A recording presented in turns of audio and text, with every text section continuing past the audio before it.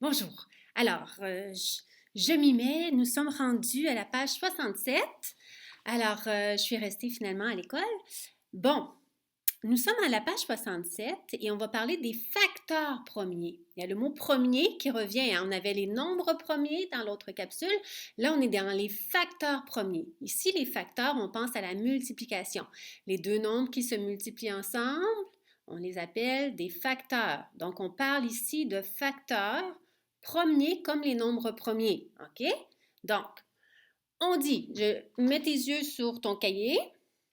En dessous du titre, les facteurs premiers à la page 67, un facteur est un nombre qu'on multiplie par un autre nombre pour obtenir un produit. S'il s'agit d'un nombre premier, on dit que c'est un facteur premier. On peut décomposer un nombre en facteurs premiers à l'aide d'un arbre des facteurs. Voici comment procéder. Alors ici, on a l'arbre des facteurs de 18. Tu as 18. On dit, premier petit point rouge, d'abord, on trouve deux facteurs du nombre. Alors ici, on a les deux facteurs, on a 2 et fois 9. 18 ici, et on a 2 fois, c'est important, le symbole fois multiplié par 9. Deuxième petit point, si possible, on trouve deux facteurs pour chaque facteur obtenu. S'il y en a 2, il n'y a pas d'autre facteur premier. Je pourrais faire 1 fois 2, mais ici, on a une petite bulle jaune. Rappelle-toi, 1 n'est pas un nombre premier.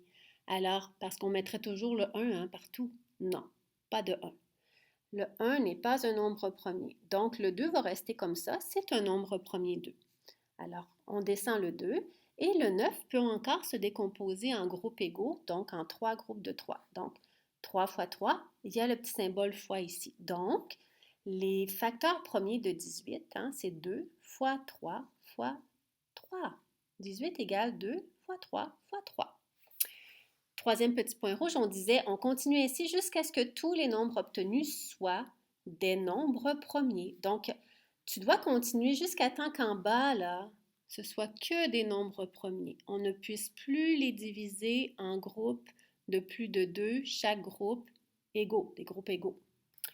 Alors, on dit ici, par exemple, la décomposition de 18 en facteurs premiers donne 2 fois 3 fois 3. Les multiples. Alors, multiplication, donc c'est un terme de mathématiques, on est dans du vocabulaire. Donc, pour que tu saches bien de quoi il s'agit, je vais le lire. Mets tes yeux en bas de la page 67. Les multiples. Un nombre est un multiple d'un autre nombre s'il contient ce nombre exactement 0, 1 ou plusieurs fois. Bon, si tu ne comprends pas, c'est un peu normal. On continue. Par exemple, ça c'est utile d'avoir des exemples. Par exemple, 12 est un multiple de 6, car 12 contient exactement 2 fois le nombre 6. Okay? Donc, 12 est un multiple de 6. C'est le résultat d'une multiplication. 6 par quelque chose donne 12. Donc, 12 est un multiple de 6. Pour trouver les multiples d'un nombre, on le multiplie. On multiplie ce nombre-là par 0, 1, 2, 3, 4, 5, 6, 7, en toute étape de multiplication. Donc, le produit, en fait, on appelle ça les multiples. Pour trouver les multiples de nombres, on appelle ça un produit, mais on appelle ça aussi un multiple. On va se servir des multiples qu'on connaît dans les multiplications. Alors, on dit que les 6 premiers multiples de 6 sont donc 0, 6, 12, 18, 24 et 30. Parce que 6 fois 0 égale 0, 6 fois 1 égale 6, 6 fois 2 égale 12, 6 fois 3 égale 18, 6 fois 4 égale 24 et 6 fois 5 égale 30. Donc, ce sont ces nombres-là qui sont des multiples de 6. Parce que 6 multiplié par des nombres va donner ces résultats-ci. OK? Hop, et là, tu vois en bas, tu as tous tes résultats. Donc, les multiples, c'est le résultat. OK? On va tourner la page. Je vais te faire un essai d'arbre de facteurs premiers. OK, parce que là, on n'a pas d'exercice. Ouais, je vais te faire après un exercice sur les multiples, mais d'abord, on va s'exercer avec un arbre des facteurs premiers. Comme ici, on t'aide. Hein, ici, on t'aide. OK, je vais en faire un ici. Donc, la lettre A à la page 68 et je vais faire la lettre A de la page 69. Alors, on a 70. 70. Et on a, c'est certain qu'ici, tu ne vas pas faire tous les carrés, hein? Pas tous les carrés, là. Mais tu vas mettre tes chiffres, tes nombres et le symbole multiplication, ça c'est important. Et tes flèches. Alors, on a ici 7 fois et on a ici un vide. Ensuite, bon, ici, je vais faire les carreaux, là, mais c'est vraiment pas nécessaire.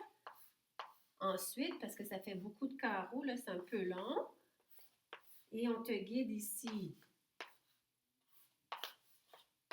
Tu vois que je mets le symbole multiplication hein, entre chacun et tu as la case à l'horizontale en bas. Donc, ici, 7 fois quoi va donner 70? 7 fois 10. Alors, on a un 10 ici. Mon 7, c'est un nombre premier. Je ne peux pas le diviser en deux groupes ou plus d'éléments égaux, en des groupes égaux. C'est difficile à formuler les phrases. Je ne peux pas le diviser en plusieurs groupes égaux. C'est ça. Donc, 7 va rester ici. On le descend directement. C'est 7. Par contre, 10, je peux le diviser en deux groupes de 5. 2 fois 5. 2, je ne peux pas le diviser, autre par 1 fois 2. On a vu que le 1, non, on ne le mettait pas, ce n'est pas un nombre premier. Donc, il va rester le 5 également. Donc, je descends tous les nombres ici. Bon, idéalement, quand on les place en bas, idéalement, c'est qu'on les place en ordre croissant. Donc, je devrais commencer par le 2 fois, en fait, je devrais écrire 70 égale 2 fois 5 fois 7. Hein? Ce sont les facteurs premiers de 70. OK? Je fais un deuxième exemple. Je me pousse un petit peu. On va faire le nombre 24. Alors, 24, c'est un nombre pair. Dès que ton nombre est pair, tu peux le diviser par 2. Parce que parfois, tu vas te demander, hein, je ne sais pas trop là, comment je peux le diviser. Dès que ton nombre est pair, tu peux le diviser par 2. Alors, mais tu connais les diviseurs de 24. Là, on a besoin des diviseurs, des nombres qui se multiplient ensemble, hein, qui vont donner 24. Alors, je sais qu'il y a 2 fois 12 qui va donner 24. Mais tu sais qu'il y a d'autres multiples. Il y a d'autres facteurs ensemble qui pourraient se multiplier. Il y a 4 fois 6 qui égale 24. Donc, je pourrais aussi écrire 4 fois 6. Mais tu vas voir qu'à la fin, ça va toujours donner les mêmes facteurs. Je pourrais le faire avec tout ça, je vais toujours arriver au même résultat en bas. 4 fois 6, mais je pourrais aussi écrire 3 fois 8. Hein? 3 fois 8 aussi égale 24. Donc, je choisis. Parce que de toute façon, je vais arriver au même résultat. Alors, je vais choisir 4 fois 6. Voilà. 4 n'est pas un nombre premier parce que je peux le diviser par 2 fois 2. Et 6, je peux le diviser ici. Ici, c'est important, là. Entre mes branches, ici, je dois mettre une multiplication. OK? C'est important parce que tous les nombres se multiplient ensemble. Et mon 6, je peux faire 2 fois 3. Donc, à la fin, dans mon grand rectangle, je vais écrire 24 égale 2 fois 2 fois 2 fois 3. On va l'essayer, les élèves, hein, que tu vois, si j'avais utilisé 3 fois 8, qu'est-ce que ça aurait fait? Si j'utilise 3 fois 8, mon 3, c'est un nombre premier. Mon 8, je peux le diviser par 2 fois 4. Ici, je mets une multiplication. J'oublie pas, entre chaque nombre, je mets une multiplication. Et mon 4, je peux le diviser en 2 fois 2. Et ces nombres-là, je les descends sans rien faire. Alors, voyez-vous, ce sont les mêmes nombres qu'ici. Le 3, ben, quand je le place à l'horizontale, je vais le mettre à la fin parce que je les place en ordre croissant. Alors, voilà. Et ça, c'est pour l'arbre des facteurs premiers. Je pense que tu vas comprendre pour le faire. Et ensuite, on pourra aller voir le numéro 3 à la page 70. On te dit, écris. Alors, vas-y, prends le temps. Tu peux faire une pause, hein, des fois pour arrêter. Là, je vois le temps qui avance, 10 minutes 41, 42. Moi, je ne peux pas vraiment m'arrêter. Toi, tu peux faire une pause. Alors, au numéro 3, on te dit, écris les 7 premiers multiples de chaque nombre. Alors, ce que tu dois faire pour écrire le multiple, c'est que tu dois multiplier ton nombre par 0, par 1, par 2, par 3, par 4, et ainsi de suite. Tu pourrais choisir par 7, par 8, par 9 tout de suite, là, c'est comme tu veux. Mais ici, non, c'est vrai, on te demande les 7 premiers multiples. Donc, les 7 premiers, c'est par 0, par 1, par 2, par 3. Donc, 7 fois 0 égale 0. 7 fois 1, 7. Donc, ici, je vais t'écrire la réponse du numéro A. On s'en va ici. Donc, avec mon 7,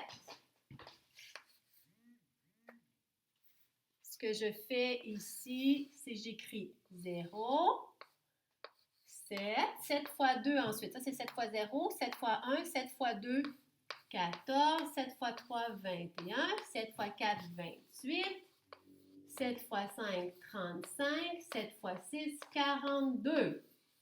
Je les connais par cœur. Je les connais par cœur, mes tables. Voilà. OK? Donc, c'est ce qui va dans les cases. Tu comprends le principe?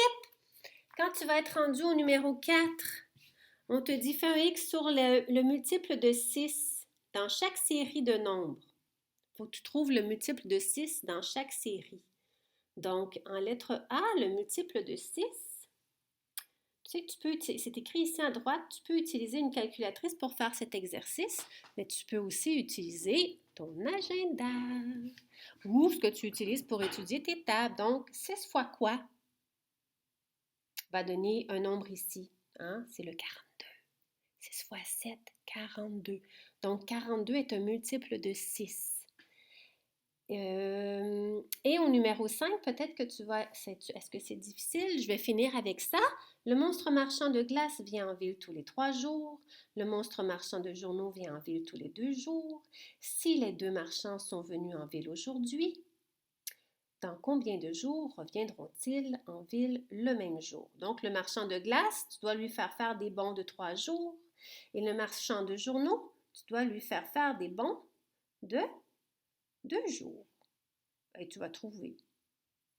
OK? Bon, c'est pas tellement compliqué. Alors, je te laisse travailler. J'espère que ça va bien aller pour le reste. Bon travail et à la prochaine! Au revoir les élèves!